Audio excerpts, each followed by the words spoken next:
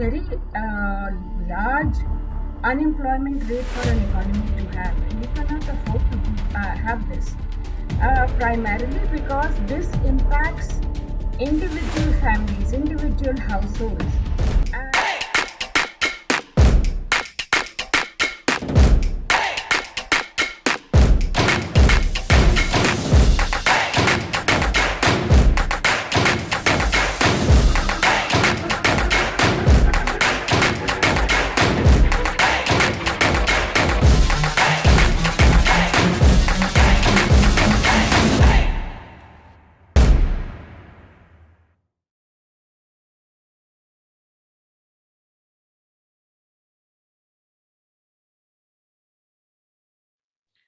After the first COVID-19 wave in 2021, the COVID cases in the second wave rose sharply in April and May 2021. While the government and industry thought they have gained control of the situation by January 2021, the second wave found us wanting for the basic necessities such as oxygen and medical supplies. The second wave was on its way out with the daily cases coming down from the peak of 4 lakh cases in April 2021, but we had lost almost 4 lakh lives to COVID 19. With the hope that the situation would improve in the coming months, our SBI report predicted third wave, also which has arrived now.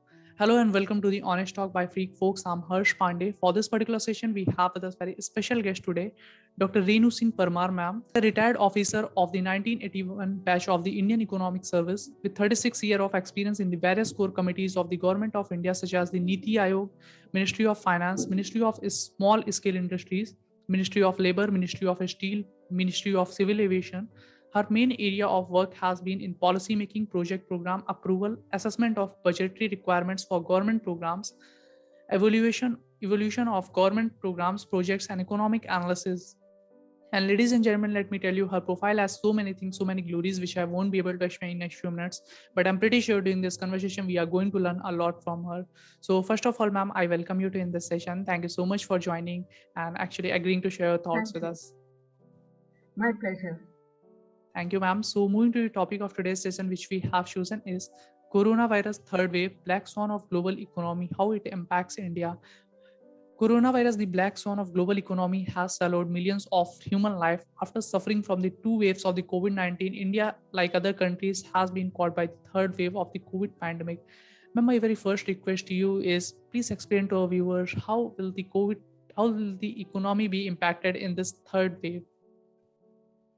Well, in the third wave, we can see that the economy is still not out of the woods to begin with.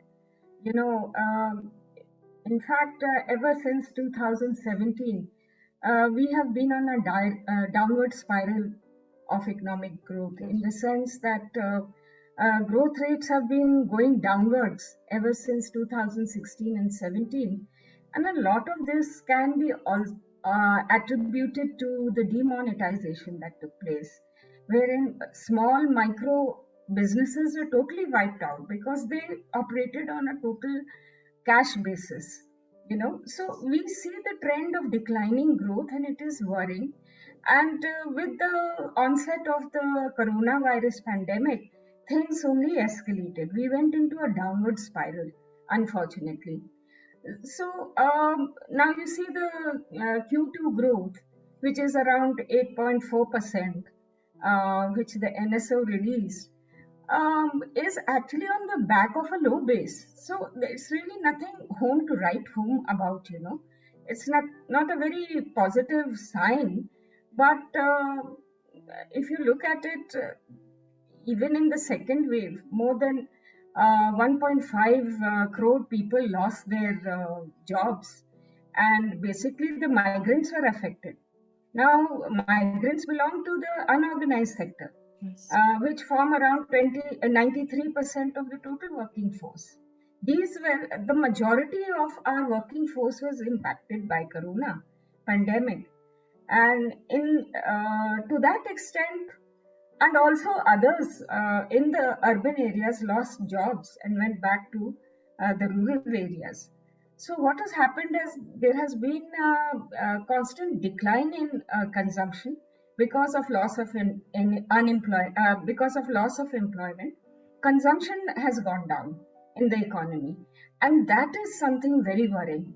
And this is what needs to be revived. So, coming out of this downward spiral is something which I don't really foresee, even though a lot of corporates and the top 20% of the people in this country are gung ho about the economy. I would not go that far. I would say we need to tread with caution.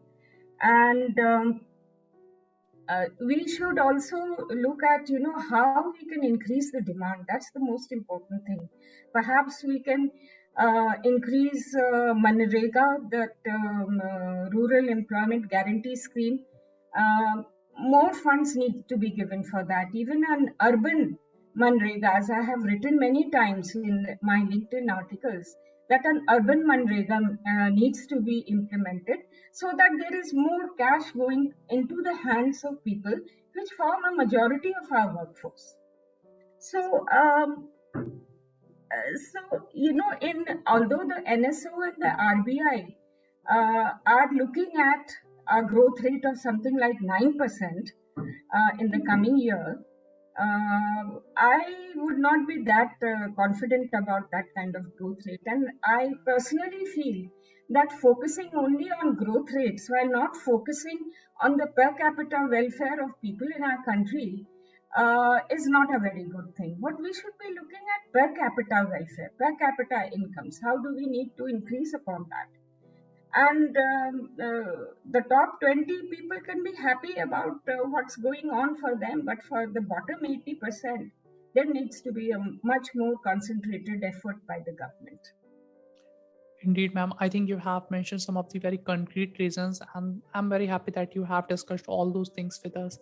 And ma'am, my next question to you is: we have seen the third wave of COVID with the new virus Omicron, and Deltacron has started spreading fast, beginning with the dawn of the new year, January 2022.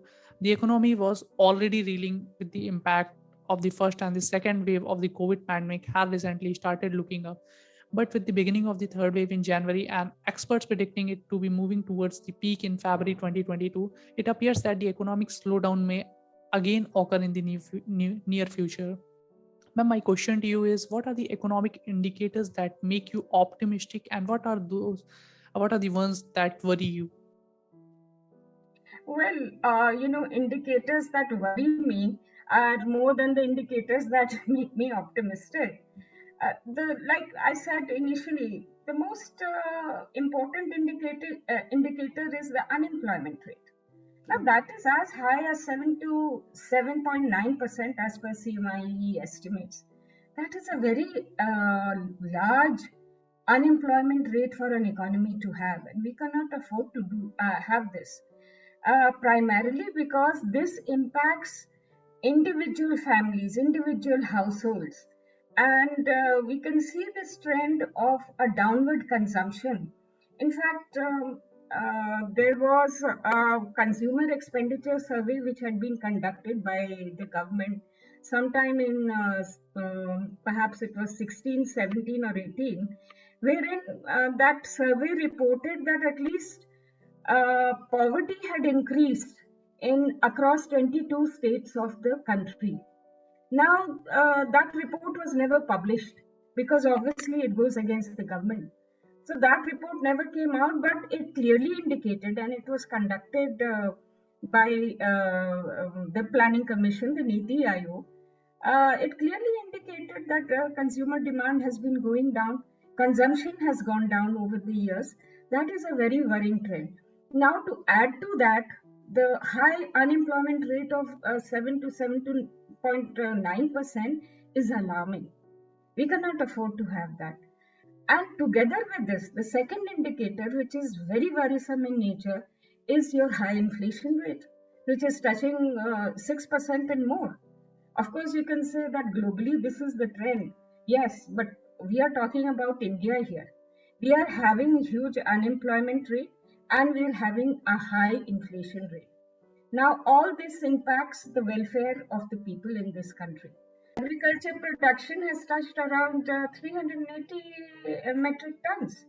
So that's quite record production. But unfortunately, because of the procurement policies, etc., we are making sure that a lot of this, something like 40 to 50 million tons, gets wasted and rotted in FCI godowns. So there has to be a proper policy. Whereas we have these huge surpluses of food grain, we have people who are starving. So we need to reconsider all these things. Apart from this, one good thing in the country is the large forex reserves that we have just now, which is of the tune of about 6.34 billion US dollars. So it's good to have that, and we could be sure that we can hold the value of the rupee because of the large forex reserves. Our imports, which are also been increasing, can be managed through this. So overall, this is a comfortable position to be in. Now, the other third thing are the corporate results that we've seen so far. But again, corporate results that we are seeing are good because many companies actually got rid of a lot of their employees, the contract workers. They were laid off, so profits also increased. But of course, if you look at it on the base on a low base, we would always find earnings to be higher. But overall, it's a good trend. So these are what I find to be the better points within the economy. Indeed, ma'am. Actually, you have defined us very beautiful leeway, and I'm sure the people who are watching this session, they are also going to find us meaningful.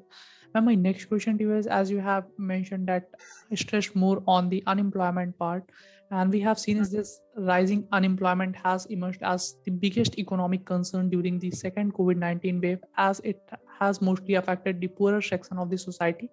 Data suggests that the pace of unemployment increased sharply in May as smaller firms cut jobs as the fast pace, as you have mentioned. Think Tank Center for Monitoring Indian Economy has confirmed the 1 crore Indian have lost job during the second wave, and the numbers are still rising. So my question to you is, what are some recommendations you have to foster the reskilling of people and generate employment? Okay. Generating employment and is something which I have written a number of articles on LinkedIn, especially during the pandemic when the migrants were going back.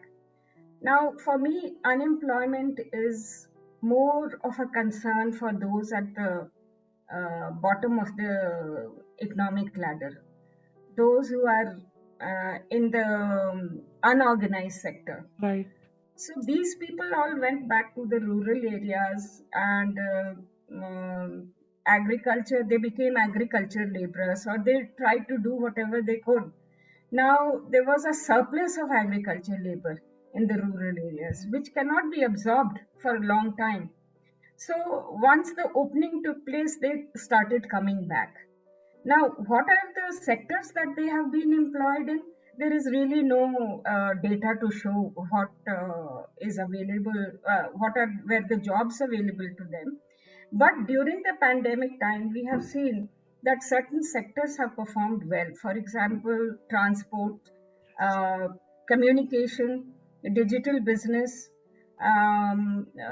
logistics, Yes. basically logistics, because that's the way we were getting, Healthcare. looking at our supply constraints, managing our supply constraints, etc. So, however, this is just some of the areas where they have been employed, but what needs to be done? Because we find that many people are still unemployed. Why are the rates so high? And this is more so in urban areas. People who have come back from the rural areas find that there are no jobs. What are they going to do? Now, in rural areas, you have the Manrega, Right. and that is also limited to 100 days. Yes. So whoever could get a job in Manrega got it. There is a huge demand for Manrega now in the rural areas, because there are households who don't have a single person employed. So it is through Manrega that they are getting some wage earnings. Now, Yes. even in urban areas, if we look at the CMI data, we find that it is in the urban areas where the unemployment is even more. So, uh, I would recommend, and what I have always been recommending, is that there should be an urban Manrega as well. Okay. If there are people demanding jobs in urban areas, then the government must provide, Yes. some kind of job. It could be related to construction of roads, bridges, watershed development, forestation, or what have you. These are all big public kind of public works which employ construction for one, the most labor intensive job. These are all under Manrega. It can all be brought under Manrega. And so an urban Manrega could be implemented. Or if you cannot implement that, then at least have an unemployment program for the rural youth. If you are unable to have extend Manrega to urban areas, at least give them an unemployment allowance, which is equivalent to Manrega wages. Why I'm saying this, why it is important, is to be able to put money in the hands of our people. We should just not leave them to fend for their own selves. What is the government for? If we are not able to provide social security nets to these people, who will do it? They have no voice. The corporates who are seen in these budget meetings, etc., they have all the voice in the world.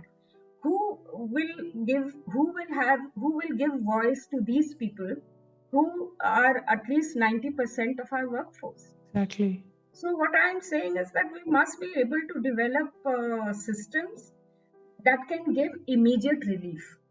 If you can't have jobs, then give them an unemployment allowance, etc. As far as skills is concerned, as well, skilling is very important in the sense that today we need digital skills for everything. So digital skills, AI, robotics, e-commerce, these are the things of today. And the work from home environment has created its own set of rules. Correct. So those are the kind of skills required by our people. I mean, those who are employed in the corporate sector, etc. That is what they need today, and I think they are doing that. They have come up well. They have come up with a kind of a hybrid structure, working from home and also from office. Yes. That I think many people have found workable. Correct. Only in brick and mortar companies it may have been a bit difficult, Mm. but over in so the skilling scenario has also developed with the pandemic, and I'm sure this will develop further. Indeed, ma'am. Actually, you have mentioned some of the very genuine reasons we need to actually implement. And as you have talked about the technology, because technology is something that is actually evolving, or rather say developing per minute. We need to actually understand and we need to adopt in order to make ourselves advance, and we otherwise we will be left behind. But my next question to you is, we have seen is that as funds flow to the Indian startups continue as a rapid pace, with more and more new ages businesses reaching the $1 billion valuation, making themselves unicorn. So, what do you think? Do you think the Indian startups are key to navigating the disruptions? Whether they are key or not, but definitely they are doing a good job. Our startups are very robust. We have about 84 such startups in the pandemic which have come up, and their valuation is hitting billions. Like something like the recent figure I heard was around 274 billion, their valuations. But we should be careful about these valuations, that they should be sustained and should not go bust. And definitely, startups bring with them technology, funding, resources, talent, all which is required in the new age. So uh, definitely they will be able to bring in a culture of doing business in the new age. Yes. And as far as employment is concerned, I don't know how much will they be labor intensive. It is unlikely that they would be labor intensive, but they would definitely require new age skills, like I already mentioned, like AI, robotics, digital interface, e-commerce practices, and what have you. So I think definitely the startups are going to introduce India. In fact, we are already third in the unicorn space Right. globally. So Correct. I think we're doing a great job in that. And my only request to these startups is try to do something for those, below the 50%. Yes. Try to do those something for people at the 80%, at the of the bottom of the economic ladder, because everybody is talking about valuations and becoming billionaires. Please give it back to the country. That's what I would say. Indeed, ma'am. This is something I think desperate need of the country right now. And ma'am, my next question to you is, what do you think? When do we expect the GDP to hit the pre-pandemic level? Again, our focus should not so much be on GDP. Of course, as economists, we are always focusing on GDP and growth rates. But let me tell you this, that even though the actual real GDP in, say, September 21 was approximately the same as that in September 21, we find again that the per capita income did not match. The Yes. per capita income in 2020 was lower than the per capita income in September 19. So, what does it indicate? It indicates declining welfare.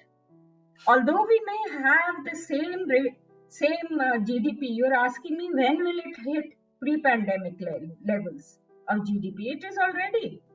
We have that constant real GDP is at the same level. So should we be, patting ourselves on the back? No. If you look at the real per capita figures, that has declined. So this means an overall decline in economic welfare within the country. So that is not something to write home about. And whatever growth rates we have witnessed on a very low base. So Mm. let us be, and the other thing is, and something which is very remarkable, is that India's population growth rate has declined drastically. Now, what this means is that going forward, uh, we are not going to have any economic dividend. We did not reap the economic dividend when we had it, and now we will not be able to, because now we find that this has been a very drastic change. These results have come out recently.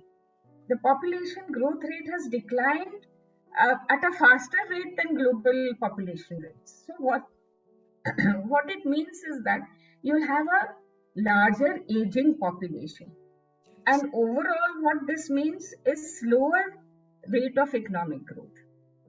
If you must talk about growth rates, we are going to go into the Hindu rate of growth in the future. Mm. That means not more than 4 to 5% of growth rate. Because of this new factor which has come in, we'll have lesser people in the working population age range. So this will come about in the years to come. But as you're saying, when do we get back to that pre-pandemic GDP? We are already there, but not as far as economic welfare is concerned. We are not there. Definitely not there. Indeed, ma'am. And I Actually, hope we yes. will get there. But let Okay. us see. Sure, ma'am. And ma'am, I can say there's a lot more to learn from you. And actually, you have discussed some of very important issues with us. And ma'am, also, I don't want to take too much of your time. So moving to my last question of this session, we have seen is that the business world has changed dramatically over the last few decades. And now we live in a connected society where the change can be fast-paced, constant, and unpredictable. Rapid advance in technology have created the environment where the internet, smartphones, social media are ubiquitous, and the 2008 global financial crisis and this 2019-2020 pandemic has increased the sense of turbulence, danger, and unpredictability in the certain areas. Ma'am, in your opinion, what are the critical skills required to excel in this fast-paced changing world? Critical skills I've already mentioned that we need is a digital skills are very Yes. important. Anything to do with digital interface, digital e-commerce, digital everything, in fact. And now we've gone into this meta space, Yes. Yeah. metaverse. We are connected this way only. So it's like everything is on a virtual basis. So I think, and these skills have developed more or less naturally because Yes. we were forced by an environment of lockdowns and the pandemic. These skills arose, and even if you look at a small farmer or a fisherman or a vendor, they're all very capable of using their phone for getting information, etc. And the government Yes. has led in this, I must say. Exactly. Digitization is something very, very important.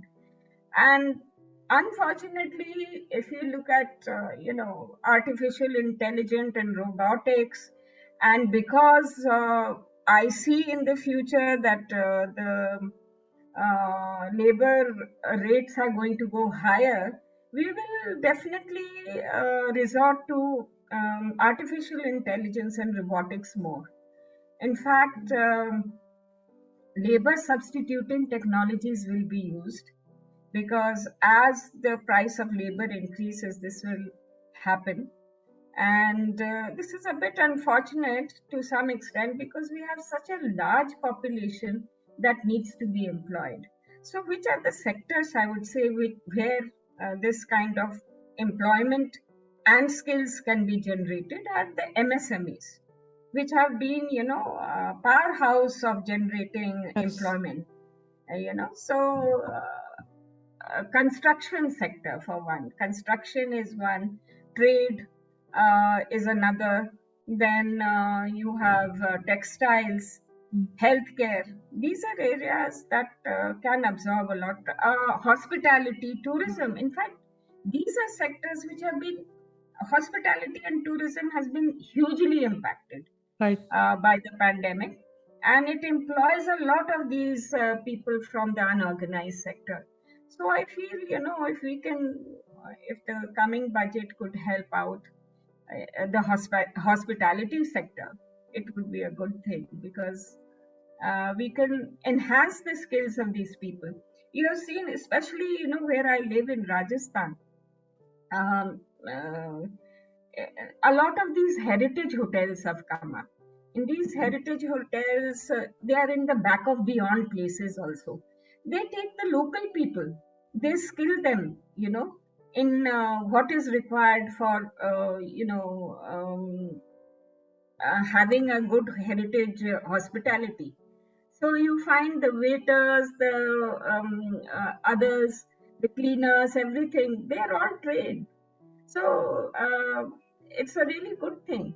So I feel hospitality is one place which can be taken to our hinterland, and skill development be, implemented out there to benefit the overall system. Indeed, ma'am. Uh, And, and ma'am, do you have any piece of advice for the young generation? Actually, our major audience is from the age group of 18 to 45. So, what will be one piece of advice would you like to give to them at the end of this session? I think just the advice I'd like, it's not advice. I would say just love your country. Love your country, love your countrymen. And in spite of all the hardships, I have not seen any people in this world who are as hardworking as Indians. Give them any condition and they will come out on top. Give them Correct. nothing and yet they will come out on top. This is the thing about India. So never give up hope, and always think what you can do, not just for yourself, but for the country. Country first is what I would say. And try your very Exactly. best, because we are also the most intelligent as far as I'm concerned. We know, and I'm not talking about jugaad, I'm talking about actual intelligence. We are highly intelligent. We should be more confident. And going forward, I do see a bright future for our youngster, and I wish them all the very best. Great, ma'am. This is something I'm sure the people those who are watching this session, they are surely going to take this down. And thank you so much, ma'am, for joining and giving your important time. We look forward to conduct more such sessions with you in future. And again, thank you, ma'am. Thank you very much. I enjoyed it thoroughly. Thank you, ma'am. Bye. It was a pleasure. On the ground is where I stand. Never give up, that was always the plan. It's so cold